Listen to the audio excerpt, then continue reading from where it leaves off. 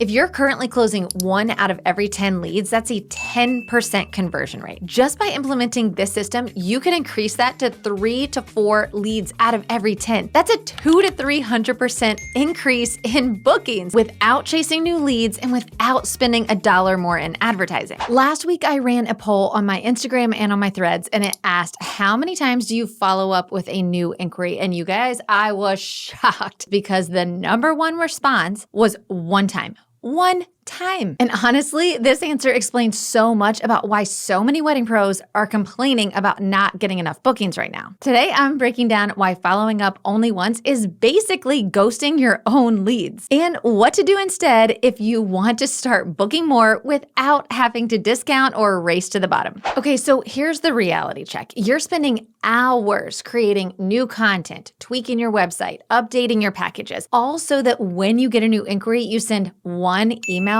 maybe a text, and then nothing else. You're ghosting your leads faster than they could possibly ghost you. And let's be super clear, they're not trying to ignore you, they're just simply overwhelmed. They're juggling vendors, budgets, family decisions, and all kinds of different things, and you simply are getting lost in the noise. When you don't follow up, you're literally handing that sale over to someone else who stayed top of mind. Let me walk you through our exact follow-up process that we use in our business and within Wedding Pro CEO for our students to be able to see increased bookings and quicker contracts signed. This isn't spammy, it's strategic, it's value-packed, and it converts. So let's go. Number 1, you've got to have your very first email automated. This is a non-negotiable. It is 2025, and Wedding Pros, if you are not automating this very first email, you are literally killing your conversion rate. The very first email that you send out should go out within 60 seconds of that inquiry coming in, and it should have 3 very specific things in it. Number 1, you want to tell them a little bit more about your company and why clients love working with you. A quick testimonial goes a long way here. Number 2, you want to include your pricing brochure. So hopefully they've already seen your general pricing or your starting range on your website, but this is where you can link to your entire pricing brochure, which has a lot more detail about how you charge for your services. And number 3, which is the most forgotten part of this first email, is direction on the next steps. What is the next step in working with you? If it's booking a consultation, include a link to book that consultation. If it's filling out a worksheet, include the link to the worksheet and tell them what the next steps are. Because when you don't tell them, they see the email, they're not really sure what to do next, they delete it. And this is how your conversion is staying so low.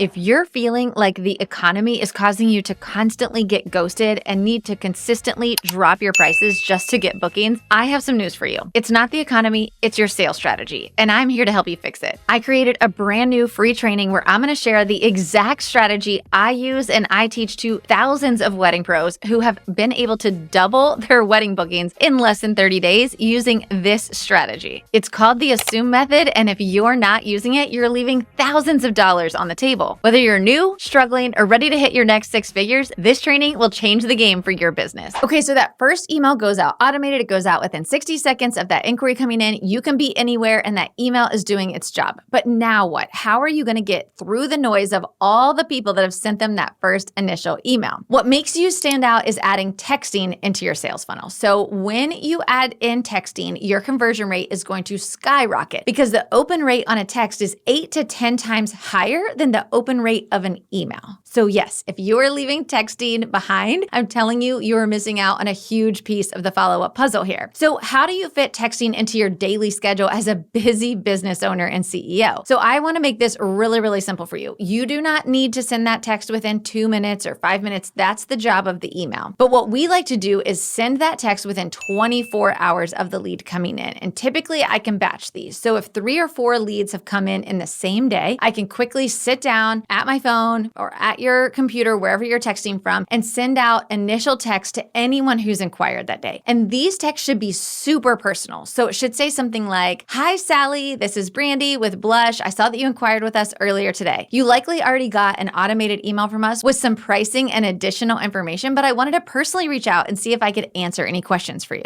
This text goes such a long way. You want to just get them talking. So you don't want your text to say the same thing as your email because that's going to come off salesy. That's going to come off off gross. I want to personally reach out and say, do you have any questions that I can answer for you? Okay, so now we've covered the first day. They've gotten an email from us, they've gotten a text from us, and they're still not responding, right? That makes sense. Often couples are reaching out to 3 to 5 vendors in every single category. So imagine how inundated they are with new information. So now what do we want to do? We want to stay top of mind without just sending those basic, boring, gross emails that say, hey, Sally, just checking in. Ugh, so gross, right? No, what we want to do instead is we want to send value-packed emails in a simple cadence every 3 to 5 days to give them something that's going to help them in planning their wedding. These emails can be tips on the next steps in planning their wedding, like how to create a budget, how to choose their songs, what poses they absolutely have to have for their wedding day. It can also be the top 5 questions to ask your venue. It can really be anything that has to do with your service, but you want these emails to be value packed so that they can see that you're clearly an expert. I also love to pepper in testimonials to some of these emails because testimonials telling this new couple why other couples have loved working with you go so far. They want to know, why are you different than everyone else that we're talking to? So when you're choosing testimonials, really look for testimonials that talk about how you were different. Not just, oh my gosh, Blush was great, but why were they great? What specifically did they do to make planning your wedding easier? So you want to pull out 1 or 2 sentences from a couple of different testimonials that are going to help them to see why you are the best in your market.